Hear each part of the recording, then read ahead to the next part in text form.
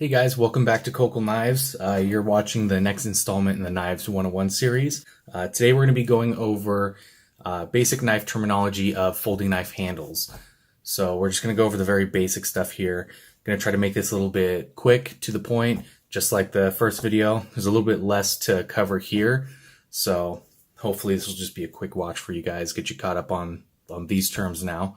Got two knives on the table. These are going to cover a lot of what I want to talk about, so we're just going to get right into it.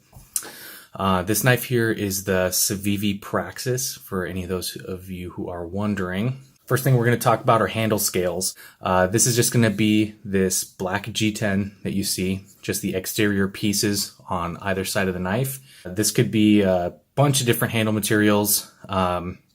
Basically, it just covers the look of the knife and then just the texturing. So there's handle scales.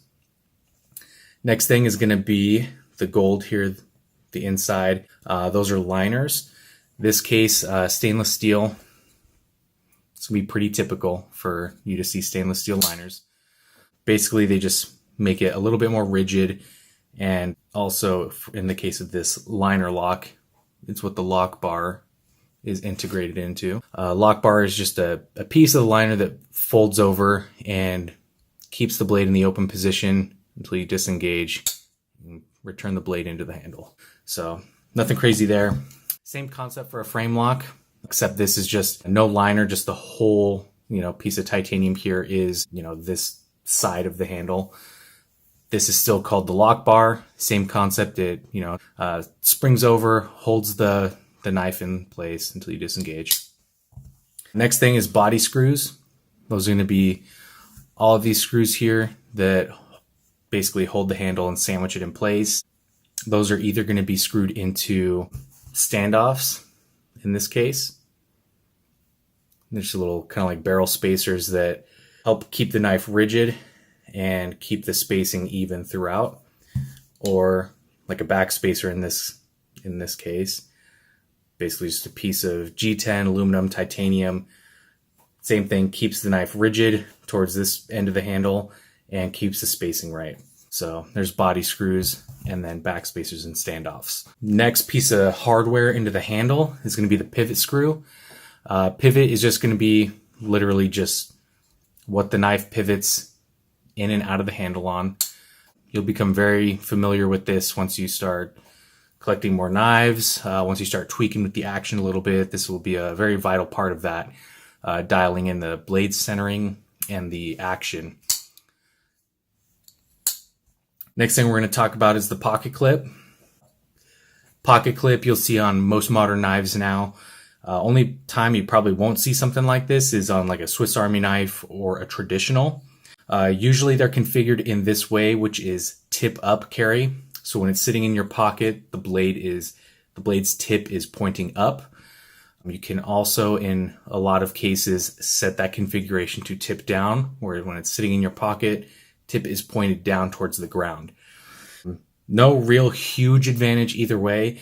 I will say the main argument that you'll hear is for tip up carry. When it's sitting in your pocket, when you grab the knife out of your pocket, it's already in a position in your hand to then deploy the blade. So it's mostly going to be personal preference, how you like to carry your knife and how that particular knife carries. All right, so next thing we're going to talk about is more about frame lock knives, over travel stops. So this particular knife has two different kinds of over travel stops. It's got this disc style here. This you'll see on a lot of Rick Hinderer designs. So like his knives, like XM18, also some of the Kershaw and ZT, or zero tolerance designs that he does for them. Mostly what you'll actually see though is not this, but you'll see the screw in the lock bar. That screw is holding a piece of steel against the inside of the lock bar. One of the uses is the over travel stop. So holding the piece of steel there that extends into the handle, so you can't extend that lock bar too far and, overextend, ruin the spring, and, have it permanently be, not springy enough to really close in on the lock. Second, use there is you'll see the piece of steel there meets with the steel on the knife tang. Basically increases longevity and wear over time. You will see knives that are just titanium frame locks. So no steel insert or over travel stop, just titanium. Over time, since the titanium is a little bit more malleable and soft than hardened stainless steel, it will wear and wear, more and more over. And it will eventually get to a point where you'll get, some play, lockup issues.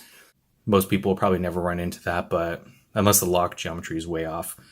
But you'll see that in the vast majority of production frame lock knives, unless it's already a stainless steel. But most titanium frame locks are going to have that steel insert in there, which I'm not complaining about.